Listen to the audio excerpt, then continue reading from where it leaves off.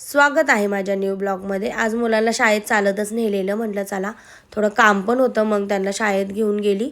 येताना बेकरी दिसली, मग मी खारी बटर टोस्ट नव्हते घरात, मग ते घेऊन आली। घेऊन आल्यानंतर घरी आली आणि ते ठेवून दिलं।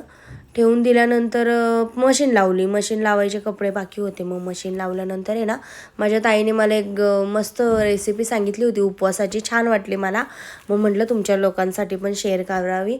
थोडं तूप घेतलं, ते मखाने थोडे भाजले आणि ड्रायफ्रूट कटिंग केले छानपैकी। मला जे जे ड्रायफ्रूट आवडतात ते कटिंग केले आणि दही घेतली, त्याच्यामध्ये साखर पण टाकू शकतो, पण मी मध टाकलं आणि सगळे ड्रायफ्रूट टाकले। आपले मखाने जे कडक केलेले त्याचे तुकडे करून टाकले, मस्त सब्जा वगैरे टाकला छानसा।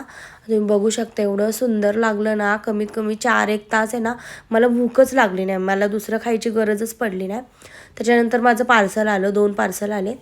मग घरी आली आणि खोलले ते। एक बेडशीट मागवली होती जरा मी माझ्या बेडसाठी, छान होती, कलर मला आवडला, छान आहे कलर पण छान आहे, फ्रेश आहे आणि बाजूला ना त्याला इलास्टिक आहे छानशी, मस्त म्हणजे पूर्ण पॅक होऊन राहते म्हणून मी ते मागवली होती। आणि फ्रीजसाठी मी थोडे डबे मागवलेले, म्हणजे बघितले होते मी, म्हटलं चला आपण पण मागवावं। थोडं क्रॅक पडलं होतं पण ठीक आहे, थोडंसं ठीक आहे, ॲडजस्ट करू शकतो। आणि मस्त त्याच्या आतमध्ये पण एक छोटंसं मस्त म्हणजे पाणी नाही सुटावं म्हणून छानसं एक भांडं होतं जाळीसारखं। आणि कालच भाज्या आणल्या होत्या, सगळ्या चिरून ठेवल्या होत्या मी, पटापट टाकल्या। एका ह्याच्यात भेंडी, वाटाणा, फ्लावर, गाजर, लिंब, मिरची, आपल्या त्या भाज्या होत्या त्या सगळ्या भरून ठेवल्या, बघू शकता। आणि एका कप्प्यामध्ये आहेत ना ते 6 डबे आहेत ना, एकदम पॅक राहतात, घेताना पण आपण व्यवस्थित घेऊन ठेवू शकतो।